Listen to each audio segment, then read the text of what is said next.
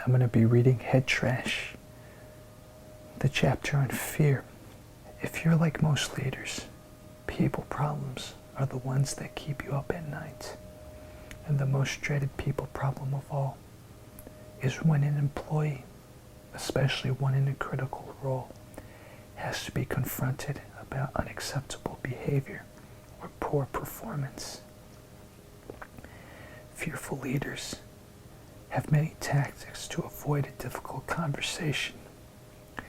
Do nothing and hope the problem will resolve itself. That's the most popular choice, but the least effective. Few personal problems ever go away on their own. Delegate the dirty deed to someone else. Can you cop out? Issue a general reprimand to the group. For example, rather than confront Ted on his lack of collaboration, his manager calls a general meeting or sends a team-wide email urging everyone to collaborate more effectively. The results of such a move usually take three directions. 1. Most people know exactly what's going on and resent the public scolding for something they didn't do. Further, they're angry about the manager has not addressed the problem directly with the offender, Ted. 2. A minority of people mistakenly think they're to blame, and they become anxious and worried. 3. Oblivious to the indirect rebuke, Ted does not change his behavior. Soften the conversation too much. Then there are times when the fearful leader actually gets the nerve to call an employee for a talk. But then the leader dances around the issue, minimizing it with such oblique, veiled language that the employee has no idea he has done anything wrong. Tim says, I know a manager has fear Headtrash when I hear one of these time-worn excuses. I don't want to upset him because he'll leave the company. I'm tired of always being the bad guy. If I fire her, what will happen to the team's performance? Behind the scenes with Tish and Tim, Fear Anecdote 1, the non-results of the soft approach. We once encountered a classic case of a soft approach when working with a global manufacturer of medical devices that was installing new customer relationship management software in its sales organization. The company had just acquired 3 companies in Europe and needed more transparency and consistency in their sales data and communication across the combined operations. Installing the CRM represented a major change for the company, as they had never had such a formal sales and relationship management system. The complicating factor in instituting this change was that the vice president for sales had long been friends with one of her direct reports.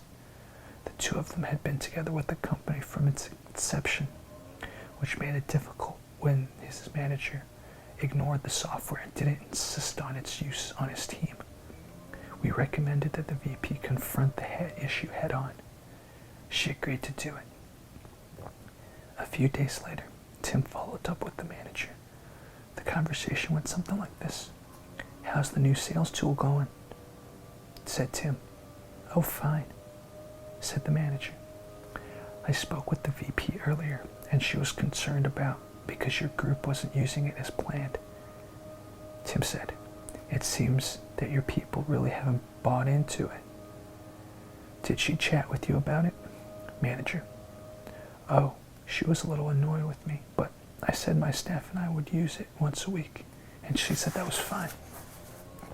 Now, in point of fact, the VP was more than a little annoyed. She was downright furious. It was not okay for the sales CRM software to be used just once a week, so Tim went back to the VP and told her, either I've lost my mind or you have not delivered the message you said you'd like to deliver. You've clearly softened the message so that this manager doesn't realize the importance of using this software daily. Your conversation left this manager thinking, it's no big deal. You need to address the severity of the issue directly with this manager. Sadly, it It took multiple conversations before the VP gave the manager the appropriate feedback without softening it so much that it was ineffectual. This cost the company significant time, effort, and money. Once the message had been delivered directly enough, however, the desired sales behavior ensued. Consistent and disciplined use of the software provided accurate data that allowed for more realistic pipeline and forecasting reports, a deep understanding of current client needs, and a higher visibility for all team members of sales activities with prospects and clients. Ultimately, the organization began to hit its mark in a much more efficient, effective, and profitable way for the company. For those of you curious, this was the book that I read out of, Headtrash, Cleaning Out the Junk That Stands Between You and Success. The authors are Tish, Squillaro, however you say that, and Timothy Thomas. Try and check out the book. Talk to you next time.